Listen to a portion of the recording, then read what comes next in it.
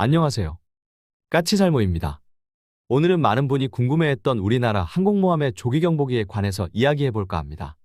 저번에 방위사업청에서 의뢰한 항공모함의 함재기 연구 용역 결과 KF-21N 보람의 네이비가 타당성이 있다는 결과가 나왔고, 그로 인해서 보람의 네이비에 힘이 실리게 되었습니다. 그리고 이 연구 결과에는 함재기는 16대에서 28대, 거기에 헬기 2대와 조기경보기 2대가 필요하다는 결과가 나왔는데요. 여기서 헬기 2대라고 하는 건 아마 여러분들은 당연히 대잠 헬기라고 생각들 하실 겁니다.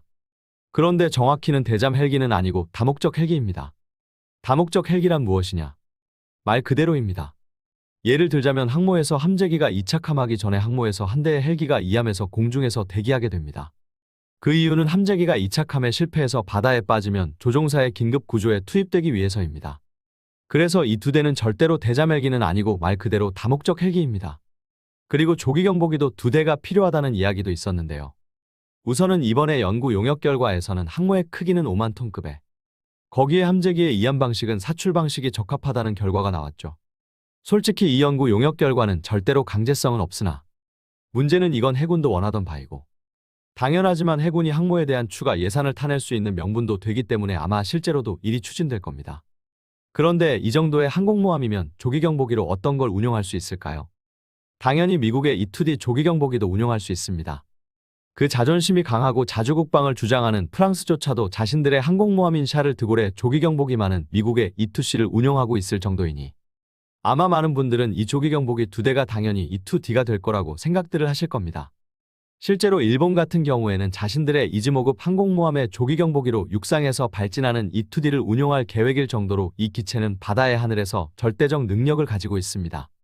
특히 UHF 대역의 레이더를 사용해서 중국의 스텔스기에 대한 탐지 능력도 높은 게 아주 큰 장점으로 알려져 있죠. 그러니 당연히 우리도 E-2D를 운용해야 하는 건 당연해 보입니다. 그런데 우리나라에서는 아예 E-2D는 도입 자체가 논의도 되지 않고 있고, 그 어떤 전문가도 그런 이야기를 하지 않고 있습니다. 당연히 해군도요. E-2D를 도입하지 않는다면 그러면 우리나라는 항공모함의 조기경보기를 운용하지 않을 것인가 하고 생각을 하실 겁니다. 아니요. 우리나라는 분명 항공모함에서 조기경보기를 운용할 겁니다. 다만 그 기종이 너무 뻔하므로 특별히 언급을 할 필요성이 없기 때문입니다.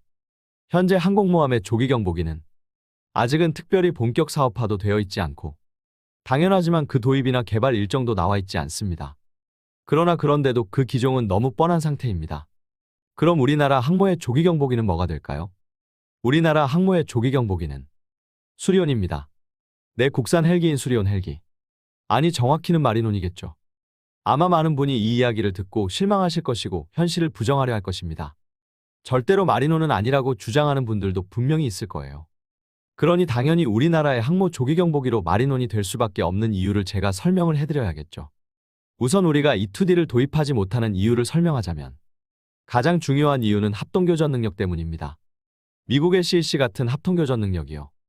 기본적으로 E-2D에는 CEC가 탑재되어 있고, 이걸 해상의 전투함과 연결해서 전투함에서 발사하는 SM-6를 유도해서 적 대한미사일에 대한 수평선 밖에서의 초수평 요격이 가능합니다. 그런데 우리나라도 거의 똑같은 걸 개발하려 하고 있습니다. 우선 우리나라는 함대공 유도탄투라는 사정거리 200km의 장거리 함대공 미사일을 개발하고 있고, 우리나라 자체의 데이터 링크인 링크K를 개발하고 도입하고 있으며, 2030년대 경에는 이 링크K를 바탕으로 합동교전 능력을 구현하려 하고 있습니다. 당연히 함대공 유도탄투로요. 그래서 우리나라 항공모함의 조기경보기의 1차적 요구 조건은 바로 이 링크K를 바탕으로 하는 합동교전 능력입니다. 그러나 문제는 미국에서 도입하는 E-2D로는 우리의 링크K를 바탕으로 하는 우리나라 자체적인 합동교전 능력을 구현할 수 없습니다. 그걸 우리 전문가들은 다들 알기에 아무도 E-2D를 도입해야 한다는 이야기를 안 하는 겁니다. 그래도 굳이 마리논일 필요는 없지 않느냐. 다른 대안이 있을 수 있을 것 아니냐 하고 여러분들은 생각하실 겁니다. 내 궁리를 해보면 아주 여러 가지 대안이 있을 수 있죠. 그런데 그 대안들에 들어가는 비용이 얼마일까요? 우리가 마리논을 조기경보기로 사용할 수밖에 없는 가장 큰 이유는 비용 때문입니다. 실제로 마리논 조기경보기형에 들어갈 구성품은 현재 거의 다 개발되어 있는 상태이고, 그걸 합치기만 하면 됩니다. 우선 첫째로 기체인 마리논은 해상형까지 이미 개발되어 있어서 비용을 추가로 들일 필요가 없고, 레이더는 KF-21용 레이더를 탑재하면 됩니다. 실제로 영국의 조기경보 헬기에 제한된 여러 안 중에 하나는 F-35용 레이더를 탑재한 모델이었고, 우리나라의 마리논 조기경보기도 거의 그런 형식으로 가게 될 겁니다. 그런데 솔직히 일이 만들면 비행시간이 상당히 짧아집니다. 마리논 조기경보형은 이 상태에서 탑재된 레이더 때문에 아무리 연료 탱크를 추가해도 비행시간은 고작 해야 2시간 정도밖에는 안 될 겁니다. 그래서 나오는 이야기가 무인화입니다. 헬기를 무인화하면 사람이 타지 않게 되고 그로 인해서 그 비행시간은 대폭 늘어납니다. 기본적으로 3배는 늘어난다고 보시면 되고 마리논 조기경보형도 2시간 정도에 그쳤던 비행시간을 최소 6시간 정도까지 늘릴 수 있을 것입니다. 그럼 아마 여러분은 무인헬기를 개발하는 것도 비용이 많이 들지 않냐 할 수 있을 겁니다. 그런데 마침 이것도 우리나라가 개발하기로 했습니다. 해상작전용 무인헬기를 우리나라는 이미 개발하기로 한 상태입니다. 우리나라는 올해인 2023년부터 2031년까지 이순신급 구축함과 서북도서 해병대용으로 대형 무인헬기를 개발하기로 했고 그 규모는 미국의 MQ-80 파이어 스카웃 정도가 될 거라고 합니다. 이건 제가 예전에 서북도서 방어의 게임 체인저가 될 거라고 영상을 올린 바가 있죠. 그래서 우리나라는 이 기간 동안 유인헬기 기반의 대형 무인헬기를 개발할 것이고 이 대형 무인헬기에 적용된 무인화 키트를 그대로 마리논에 이식하면 그리 큰 비용이 들지 않고도 마리논 조기경보기의 무인화가 가능할 것으로 보입니다. 이리해서 우리는 거의 우리가 이미 가지고 있는 기술만을 가지고도 아주 싸게 무인헬기형 조기경보기를 확보할 것이고 현재 이보다 싸게 우리나라의 데이터링크인 링크K와 연결되는 항모용 조기경보기를 개발하는 안은 나오지 않고 있기 때문에 아직 사업화가 진행되지 않은 사업임에도 거의 대부분의 사람들은 다른 의견을 내지 못하고 있습니다. 한마디로 이 조기경보기는 이미 우리가 가지고 있는 장비와 기술의 조합만으로도 만들 수 있고 그래서 그 비용 면에서 이보다 싼 대안은 있을 수 없는 것입니다. 물론 비용을 더 들이면 더 좋은 대안들도 있겠죠. 그러나 이미 우리나라의 항모 건조와 함재기 등에 들어가는 비용은 항모가 갈수록 커지고 함재기까지 자체적으로 만든다고 해서 눈덩이처럼 커지고 있는 상황입니다.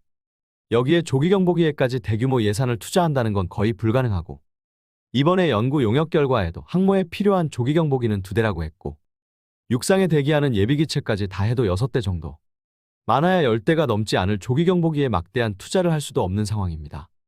그러나 분명 이 안에는 문제가 많은 건 분명한 사실입니다.